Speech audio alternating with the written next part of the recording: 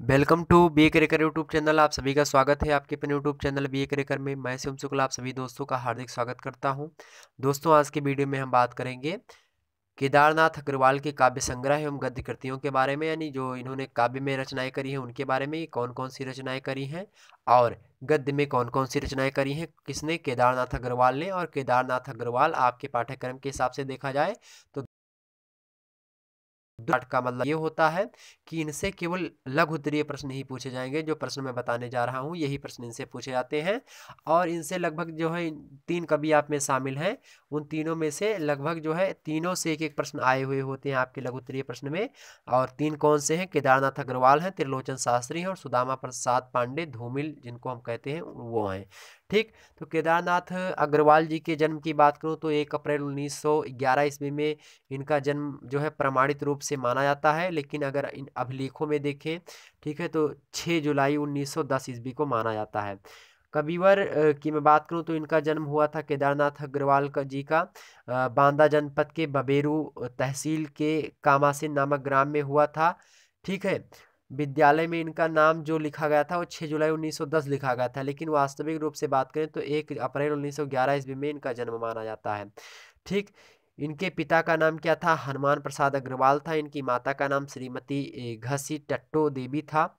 ठीक, इनका पाणी ग्रहण यानी विवाह जो है वो कहाँ पे हुआ था? इलाहाबाद जनपद के नैनी नामक कस्बे में हुआ था। यहीं से क्या गुजरती है? यहाँ यहीं से आपका मानक समय रेखा गुजरती है और कस्बे में पार्वती देवी के साथ इनका जो है विवाह हुआ था। केदारनाथ अग्रवाल का 7वीं कक्षा के विद्यार्थी थे जब इनका विवाह हुआ था। इनकी जीवन संगिनी का नाम बात करें तो पार्वती देवी था। उनका निधन ही हो गया था। उनका निधन 28 जनवरी 1986 ईस्वी को हो गया। 1986 ईस्वी में उनका निधन हो गया था। किसका? इनका निधन हो गया किसका? इनकी पत्नी पार्वती का। कब निधन हुआ? 28 जनवरी 1986 में, जिससे केदारनाथ जो थे वो अत्यधिक जो है व्यथित हो गए, मतलब पीड़ा हुई इनको, विरह में चले गए, जो अपनी पत्नी से बहुत अत्यधिक प्रेम करते थे। वास्तविकता यह है मित्रों कि इनकी कविताओं में जो नारी प्रेम और सौंदर्य के अद्भुत और सुंदर चित्र विद्यमान आपको मिलेंगे, उनकी मुख्य पृष्ठभूमि इनकी स्वर्ग या पत्नी है, मतलब जो पत्नी इनकी खत्म हो गई उन्हीं के विरह में सारी चीज़ें ये लिखते थे। ठीक है, ये बात को आप ध्यान रखेंगे। ठीक, अब हम बात कर लेते हैं इनकी रचनाएं कौन कौन सी हैं, इनके काव्य संग्रह कौन कौन से हैं। देखिए, इनके काव्य संग्रह की मैं बात करूं तो बहुत काव्य संग्रह इनके हैं और बड़ी ख्याति प्राप्त की है इन्होंने। ध्यान रखेंगे ये लेक्चर बीए द्वितीय वर्ष के लिए इंपॉर्टेंट है। बीए सेकंड ईयर हिंदी साहित्य पेपर 1 क्वेश्चन नंबर 6 से पहले 5 क्वेश्चन आपके अपलोडेड हैं, उनको नहीं देखा तो प्लीज़ उन वीडियो को आप भी देख लीजिएगा। ठीक, आइए चलते हैं थोड़ा। देखिए, यहाँ पे आपके सामने स्लाइड प्रस्तुत हो गई है। स्लाइड में आप देख सकते हैं केदारनाथ अग्रवाल के काव्य संग्रह हैं ये। काव्य संग्रह मतलब बहुत सारी कविताओं को एक एक, जैसे कि युग की गंगा में 4, 6, 10, 8 कविताएं भी शामिल हैं, इसी प्रकार से हर एक में आपके 8-10 कविताएं शामिल होगी, तो इसी को हम काव्य संग्रह कहते हैं। आगे आप पढ़ेंगे सेकंड पेपर में निबंध संग्रह, एकांकी संग्रह, कहानी संग्रह। ठीक है, तो इनका मतलब संग्रह मतलब होता है इकट्ठा करना। ठीक है, क्या करना? इकट्ठा करना। ठीक है, तो बहुत सारे कविताओं को, बहुत सारे या फिर 8-10 कविताओं को सम्मिलित करके एक पुस्तक बनाई जाती है, उसी को नाम दिया जाता है कि काव्य संग्रह। तो इनकी अगर मैं बात करूं पहले काव्य संग्रह की, उसका नाम क्या है? युग की गंगा। दूसरा क्या है? नींद के बादल। दूसरा क्या है मित्रों? नींद के बादल। तीसरा इनका जो है क्या है? लोक और आलोक। लोक और आलोक इनकी क्या है? काव्य रचना, मतलब काव्य ग्रंथ है, काव्य संग्रह है। चौथी इनकी रचना सबसे महत्वपूर्ण है, फूल नहीं रंग बोलते हैं। फूल नहीं रंग बोलते हैं इनका एक काव्य संग्रह है। इस पर दोस्तों 1973 ईस्वी में फूल नहीं रंग बोलते हैं, इन पर इनको क्या मिला था? इन पर इनको सोवियत लैंड नेहरू पुरस्कार मिला था। सोवियत लैंड नेहरू पुरस्कार इनको मिला था 1973 ईस्वी में, इसी रचना पर, इसी काव्य ग्रंथ पर। किस काव्य ग्रंथ पर? फूल नहीं रंग बोलते हैं पर। और भी इनको बहुत सारे उपाधियां मिली, बहुत सारे पुरस्कार मिले। जैसे 1981 ईस्वी में इनको और एक पुरस्कार मिला, उत्तर प्रदेश हिंदी संस्थान का पुरस्कार इनको 1981 में मिला। 1981 में ही मित्रों इनको और भी एक पुरस्कार से सम्मानित किया गया, मध्य प्रदेश प्रगतिशील लेखक संघ के द्वारा सितंबर के महीने में 1981 ईस्वी में इनको किसे सम्मानित किया गया? तो मध्य प्रदेश प्रगतिशील लेखक संघ की उपाधि से सम्मानित किया गया। अकादमी पुरस्कार भी इनको मिला था 1986 ईस्वी में। 1986 ईस्वी में केदारनाथ अग्रवाल को साहित्य अकादमी पुरस्कार भी मिला। मैथिली शरणगुप्त सम्मान भी इनको 1990 ईस्वी में मिला। साथ ही 1990 में और एक पुरस्कार इनको मिला। कौन सा पुरस्कार मिला? मध्य प्रदेश साहित्य परिषद के द्वारा तुलसी सम्मान दिया गया 1990 ईस्वी में केदारनाथ अग्रवाल जी को। और हिंदी साहित्य सम्मेलन जो है 1952 ईस्वी हिंदी साहित्य सम्मेलन प्रयाग के द्वारा साहित्य वाचस्पति की उपाधि इनको मिली। तो हिंदी साहित्य सम्मेलन प्रयाग में जो हुआ था उसके द्वारा साहित्य वाचस्पति की उपाधि किसको मिली? 1992 ईस्वी में केदारनाथ अग्रवाल जी को मिली। ठीक है। बुंदेलखंड विश्वविद्यालय के द्वारा जो झांसी में पड़ता है उसके द्वारा डीलिट की उपाधि इनको मिली 1996 ईस्वी में। तो इस प्रकार से इनको विभिन्न सारे क्या मिले हैं? पुरस्कार मिले। फिर से एक बार हम बता दें, सोवियत लैंड नेहरू पुरस्कार 1973 ईस्वी में मिला। किस पर? फूल नहीं रंग बोलते हैं पर। उत्तर प्रदेश हिंदी संस्थान पुरस्कार मिला 1981 में। 1981 ईस्वी में और एक पुरस्कार मिला मध्य प्रदेश प्रगतिशील लेखक संघ पुरस्कार। उसके बाद में 1986 ईस्वी में इनको एक पुरस्कार मिला साहित्य अकादमी पुरस्कार, जिसका नाम है मैथिली शरणगुप्त सम्मान मिला इनको। और साथ ही साथ कब मिला था मैथिली शरणगुप्त सम्मान? 1990 ईस्वी में। 1990 ईस्वी में ही मध्य प्रदेश साहित्य परिषद के द्वारा तुलसी सम्मान से नवाजा गया अग्रवाल जी को। इसके साथ ही साथ 1992 ईस्वी में हिंदी साहित्य सम्मेलन प्रयाग के द्वारा साहित्य वाचस्पति की उपाधि से सम्मानित किया गया 1992 में। 1996 ईस्वी में डीलिट की उपाधि दी गई बुंदेलखंड विश्वविद्यालय झांसी के द्वारा।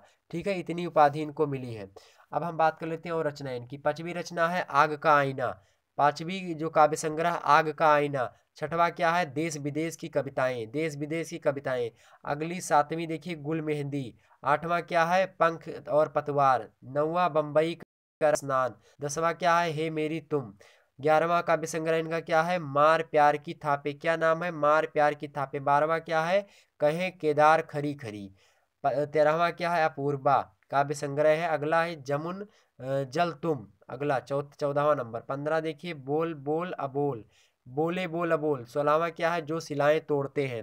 17वां क्या है? आत्मगंध। 18वां क्या है? अनहरी हसियाली। ठीक, अनहारी हरियाली। ठीक है, अनहारी हरियाली। एक बार फिर से मैं तेज से इसको पढ़ देता हूँ, एक बार ध्यान से सुनिएगा। पहला काव्य संग्रह क्या है? युग की वाणी। दूसरा है नींद के बादल। तीसरा है लोक और आलोक। चौथा है फूल नहीं रंग बोलते हैं। इसी पर इनको सोवियत लैंड नेहरू पुरस्कार मिला 1973 ईस्वी में। 5वां है आग का आईना। 6वां है देश विदेश की कविताएं। और 7वां है गुल मेहंदी। 8वां है पंख और पतवार। 9वां है बंबई का रक्तदान। 10वां है हे मेरी तुम। 11वां है मार प्यार की थापे। 12वां है कहे केदार खरी खरी। 13वां इनकी जो काव्य संग्रह है अपूर्वा है। 14वां जमुन जल तुम। 15वां है बोल बोल बोले बोल अबोल। 16वां है जो सिलाएं तोड़ते हैं। 17वां है आत्मगंध। और 18वीं काव्य संग्रह इनका है अनहारी हरियाली। उसके बाद में और देखिए 19वीं इनकी काव्य संग्रह है खुली आंखें खुले डैने। खुली आंखें खुली डैने। खुली आंखें खुले डैने किसका है? अग्रवाल का। किसका? कौन से अग्रवाल का? केदारनाथ अग्रवाल का। 20वां काव्य संग्रह है पुष्पदीप। 20वां काव्य संग्रह कौन सा? पुष्पदीप। और साथ ही साथ लास्ट में 21वां इनका काव्य संग्रह बसंत में हुई प्रसन्न पृथ्वी। बसंत में हुई प्रसन्न पृथ्वी इनका जो है 21वां काव्य संग्रह है। उसके बाद में हम केदारनाथ की गद्य कृतियों के बारे में देख लेते हैं। इनकी गद्य कृतियां इस प्रकार से आप देखिए। पहली गद्य कृति बस्ती खिले गुलाबों की। क्या है? बस्ती खिले गुलाबों की। दूसरा देखिए समय समय पर। तीसरा विचार एवं बोध। चौथा है विवेक और विमोचन। 5वां है पतिया। और 6वां है बैलबाजी मार ले गए। 7वां है मित्र संवाद। इसको ये पत्र साहित्य है। ठीक है, पत्र साहित्य एक विधा होती है, तो ध्यान रखेंगे इतनी बात। फिर से एक बार देख लें तो केदारनाथ अग्रवाल की जो गद्य कृतियां हैं, गद्य कृति इनकी देखिए। पहली देखिए बस्ती खिले गुलाबों की। दूसरा है समय समय पर। तीसरा है विचार बोध। चौथा है विवेक विमोचन। उसके बाद में पांचवी जो गद्य रचना है इनकी कौन सी है? पतिया। उसके बाद में 6वीं गद्य रचना इनकी कौन सी है? बैलबाजी मार ले गए। और 7वीं एवं लास्ट है कौन सी? मित्र संवाद। और मित्र संवाद एक ऐसी रचना है, किस प्रकार की विधा है? तो ये पत्र साहित्य विधा है। ठीक, इतनी बात ध्यान रखेंगे आप। तो केदारनाथ अग्रवाल जी की मैं भाषा की बात करूं तो भाषा इनकी कैसी है? प्रतीकवत प्रयुक्त होती है इनकी भाषा। ठीक है, केदारनाथ जी की भाषा को प्रतीकवत प्रयुक्त करने में निष्णात हैं, मतलब ये प्रतीक प्रतिबिंब करते हैं, प्रतीक बहुत देते हैं। जैसे कि ऐसे पेन है तो इसको जो है पेन को किसी चीज़ से इसकी तुलना कर देंगे, मतलब मानवीकरण करके करके। जैसे कि इनकी मैं एक रचना पढ़ना चाहूँ, एक कुछ पंक्तियाँ। ये कहते हैं कि गिरगिट बैठे सिंहासन पर गधे लगाते तेल, मतलब ये देखिए गिरगिट किसी को दूसरे को कह रहे हैं, लेकिन गिरगिट नहीं, गधे को कह रहे हैं, कुछ दूसरा मतलब किसी दूसरे को गधा कह रहे हैं, मनुष्य को ही सारी बातें कह रहे हैं। और उन मनुष्यों को मतलब जो मनुष्य जो है उस समय समाज में अलग अलग प्रकार से सारी चीज़ें मतलब भ्रष्टाचार कर रहे हैं, ठीक है। गिरगिट गधा बाज मगर बगुले चांदी सोना खीर, ये सब किसके प्रयुक्त हैं, ये प्रतीक व शब्दों का प्रयोग है, ठीक है।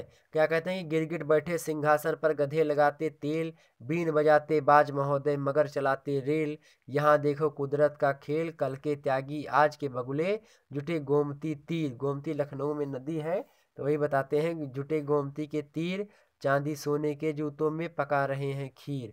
तो ये बांदा जिले के थे, ठीक। तो वही सारी चीज़ें बताते हैं। तो इस प्रकार से प्रतीकवत भाषा का प्रयोग करते हैं, ठीक है।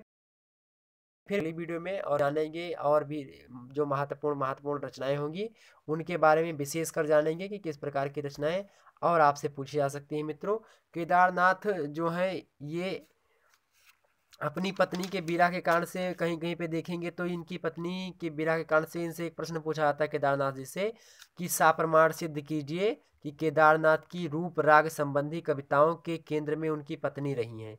ये पत्नी पत्नी इनकी खत्म हो गई थी जल्दी, तो इन्होंने पत्नी से लेकर मतलब पत्नी को क्या किया है, पत्नी को याद कर करके कविताएं लिखी हैं।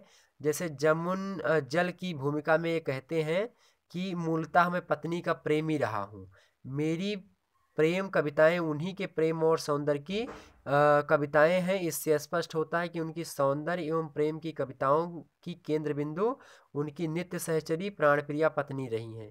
ये अपनी पत्नी को इंगित करते हुए कहते हैं कि यह प्रेम अचानक पाया गया ब्याह में युवती लाने, प्रेम ब्याह कर संग में लाया। कहते हैं कि यह प्रेम अचानक पाया, कैसे पाया, जब मैं ब्याह में गया मतलब बारात गया तो गया ब्याह में युवती लाने, प्रेम ब्याह नर संग लाया। तो सॉरी, प्रेम ब्याह कर संग लेकर आया। तो प्रेम में जो है ब्याह करके ले, ब्याह करने गए थे लेकिन प्रेम ले आए, ठीक है। इसी प्रकार से और कहते हैं कि कविता यूं ही बन जाती है बिना बनाए। कहते हैं ये केदारनाथ जी की कविता यूं ही बन जाती है बिना बनाए, क्योंकि हृदय में तड़प रही है याद तुम्हारी। अपनी पत्नी को याद करके सारी बातें कहते हैं। तो केदारनाथ अग्रवाल जी से हमने ये इंपॉर्टेंट सारी बातें आपको बता दी। तो फिर मिलेंगे हम अगली वीडियो में। तब तक के लिए आप लोग स्वस्थ रहिए, दुरुस्त रहिए, चुस्त रहिए, खुशी से रहिए। मिलते हैं अगले वीडियो में, तब तक के लिए जय हिंद जय भारत।